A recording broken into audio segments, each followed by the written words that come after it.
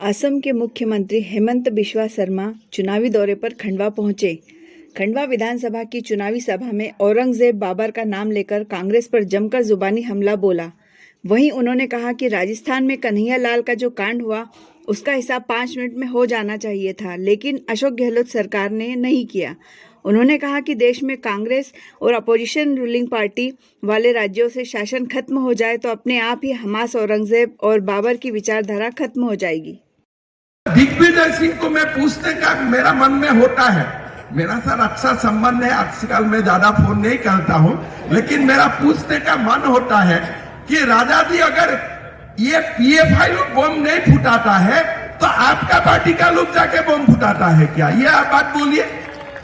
आज देखिए अमित शाह जी ने पीएफआई लोगों को सरकारी मेहमान बना दिया। अभी भारत में कहीं बम भी नहीं फूटता है, कुछ भी नहीं होता है। कांग्रेस का समय में जाके सांसद में भी घुस जाते थे और मुंबई में भी हमला हो जाते थे, लेकिन कांग्रेस का लोग पाकिस्तान को जवाब नहीं देते थे। क्यों नहीं जवाब देते थे? आर्मी का पास तो अस्त्र शस्त्र तब भी था, तब भी हमारा पास विमान था, तब भी हमारा पास आर्टिलरी था। तो आप क्यों पाकिस्तान में हमला नहीं करते हो? इसलिए नहीं करते हो कि भारत के अंदर जो पाकिस्तानी है वो लोग आपको खराब ना पाए, इसलिए आप लोग पाकिस्तानी को आप लोग हमला नहीं करते थे। अभी मोदी जी का समय में पाकिस्तान से कोई लोग आया, हमारा सीआरपीएफ का साथ मतभेद किया, सीआरपीएफ का शहीद हुआ। मोदी जी ने सुबह बम फेंक करके पाकिस्तान को ठंडा कर दिया। भाई हिसाब बराबर हो गया, ठीक ठाक। ये किस लिए हमने किया? किस लिए? देश का पाकिस्तानी का वोट हमें नहीं चाहिए। अगर देश का पाकिस्तानी का वोट हमारा प्यारा होता था तो हम भी नहीं कर सकता था। तो अभी तो मैं तो असम में खुल्लम खुला बोल देता हूं, भाई साहब आप लोग रहिए, आप लोग का वोट नहीं चाहिए, आप लोग रहिए, खाइए, मजा कीजिए, लेकिन कोई वोट हमें नहीं चाहिए। हम अपना दम पर जीतेगा और अपना दम पर भारत को हम लोग विश्व गुरु बनाऊंगा। आज आप देखिए बीजेपी का लोगों ने तो राम मंदिर के लिए संग्राम किया, हमारे आइडियोलॉजिकल फैमिली का लोगों ने शहीद हुआ राम मंदिर के लिए, लेकिन कमलनाथ जी क्या कर रहा था कि उनका समय बाबरी मस्जिद ना गिरे इसके लिए अयोध्या में आर्मी बैठा दिया था, सीआरपी बैठा दिया था। और आप लोग ये भी सोचिए, आज 22 जनवरी अयोध्या में राम लाला का मंदिर बनेगा। ये सभा में उपस्थित एक व्यक्ति भी खड़ा होकर हमें बोले कि कांग्रेस अगर होता था ये राम मंदिर होता था, भारत में होता था। अगर नरेंद्र मोदी जी प्रधानमंत्री नहीं बनते थे क्या राम मंदिर होता था अयोध्या में? आज क्या अगर राजस्थान में कांग्रेस सरकार नहीं होता था और वहां में अगर बीजेपी का सरकार होता था, हम भी सर्तन जुदा का हिसाब 5 मिनट में बराबर कर देता था, कोई हमारे प्रॉब्लम। पूरा दिन पहले कर्नाटक में कांग्रेस ने चुनाव जीता, उसका बाद आज कर्नाटक का हालत क्या है? फिर तुष्टीकरण का राजनीति शुरू हो गया, हर जगह में तुष्टीकरण। आप सोशल मीडिया देखो, वही बाबर और औरंगजेब जैसे कांग्रेस का सरकार नहीं आया है, देश में मुगल का ही शासन आ गया है, ऐसा वो लोग हल्ला शुरू कर दिया। अगर मध्य प्रदेश भूल से भी जीत ले, यहाँ में तो कोई बाबर औरंगजेब का हल्ला में कोई जीते ही नहीं रह पाएगा।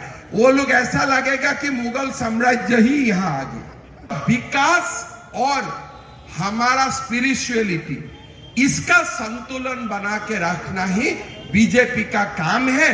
बीजेपी समाज को भी आगे बढ़ा के ले जाता है और साथ साथ में बीजेपी भारत माता का भी विश्व गुरु बनाने का संकल्प आगे लेके जाते हैं। देखिए असम में ऐसा लोग है जो समय समय पे सनातन धर्म का ऊपर लांछन लगाते हैं, या हमारे हिंदू का जो मंदिर है या हमारे मोनास्ट्री है जो हम सत्र बोलता हूँ, ऐसे कुछ कुछ टिप्पणी देते रहता है।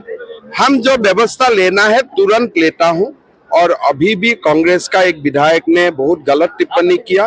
काल रात को उनको गिरफ्तार किया गया है और उसको जो भी सिखाना है सिखाया जाएगा। पूरा देश में जो हमास है, बाबर है, औरंगजेब है, उनको जबरदस्त टाइट करना चाहिए और कोई मतलब जीरो टॉलरेंस से टाइट करना चाहिए। जैसे कन्हैयालाल का सर्तन जुदा हुआ, 5 मिनट में उनका हिसाब हो जाना चाहिए, अशोक गहलोत जी किया नहीं।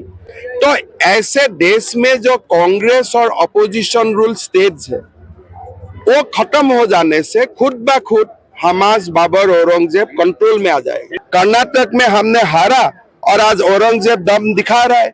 अगर मध्य प्रदेश में भी बीजेपी हारते हैं तो वो लोग दम दिखाएगा। इसलिए हम पहले बोल रहा हूँ भाई देखो, हमारा सामने और समस्या है, लेकिन सबसे बड़ा समस्या बाबर और औरंगजेब है।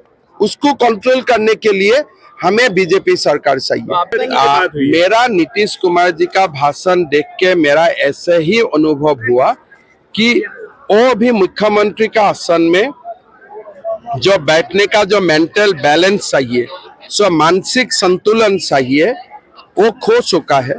तो इसीलिए उनको अभी उनका पार्टी उनको मुख्यमंत्री का आसन से हटा देना चाहिए। इसलिए एक मानसिक रूप से असंतुलित व्यक्ति अगर सीएम का आसन में रहता है तो वो स्टेट का कभी भी खतरा हो सकता है। राहुल गांधी और प्रियंका गांधी देश का सबसे बेकारों में एक है। जीवन में तो कुछ कमाई का काम किया नहीं, कुछ तो जीवन में कुछ काम ही नहीं किया। नेता होके ही जन्म हुआ, नेता होके ही चलते रहता है। आते हैं अनाथ फनाथ बोलते हैं, फिर फॉरेन चला जाते हैं। तो मैंने इतना बेकार नेता जिंदगी में दूसरा कोई नहीं देखा हुआ।